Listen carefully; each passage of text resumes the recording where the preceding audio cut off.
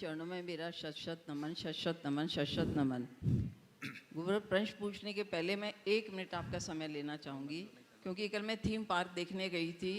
वो इतना आनंद आया, मैं सोच भी नहीं सकती कि आपकी क्या परिकल्पना है। और गुणायतन मंदिर हम देख आते थे, पर सिद्धार्थ भैया हमको दिखाने के लिए ले गए। कितना सुंदर है, कितनी सुंदर रचना है महाराज जी, वो सोच भी नहीं सकते, कल्पना के बाहर है। और उन्होंने जो हमको चाबी हम टीवी पे सुनते थे, वो चाबी क्या चीज़ है उसके बारे में कल बताया। वो तो बहुत ही बड़ी अजूबा चीज़ नजर आई हमको। अब मेरा प्रश्न है मुनिशी जी कि पार्श्वनाथ भगवान के यक्ष यक्षिणी पद्मावती माता क्षेत्रपाल को कहा जाता है, पर जहाँ तक मैंने ग्रंथों में पढ़ा है, उत्तर पुराण में, हरिवंश पुराण में, त्रिलोकपन्नति आदि ग्रंथों में, मुझे कहीं पर भी मिला नहीं कि धर्मेंद्र की पत्नी जो है पद्मावती माता थी।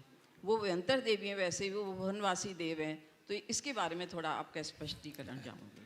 देखिए, एक बहुत बड़ा भ्रम समाज में बहुत वर्षों से चला आ रहा है। प्रायः पार्श्वनाथ भगवान के यक्ष यक्षिणी के रूप में धर्मेंद्र और पद्मावती को लिया जाता है।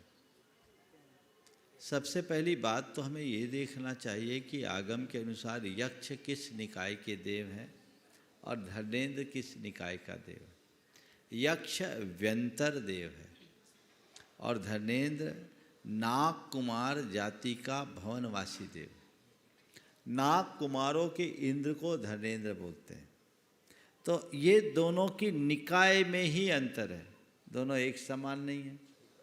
और एक सबसे मजे की बात तो ये है, किसी भी आगम में धर्मेंद्र की देवी का नाम पद्मावती तो है ही नहीं।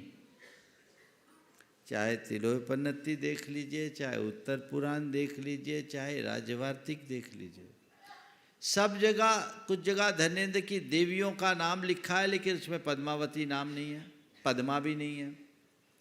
और धर्मेंद्र और उसकी देवी ने भगवान पार्श्वनाथ के उपसर्ग के निवारण का कार्य किया।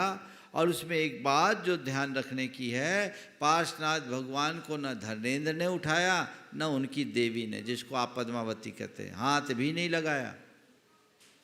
भगवान पार्श्वनाथ को धर्मेंद्र पद्मावती के सिर पर जो रखाया जाता है, ये आगम में है ही नहीं। हमारा किसी भी आगम में ऐसा नहीं है।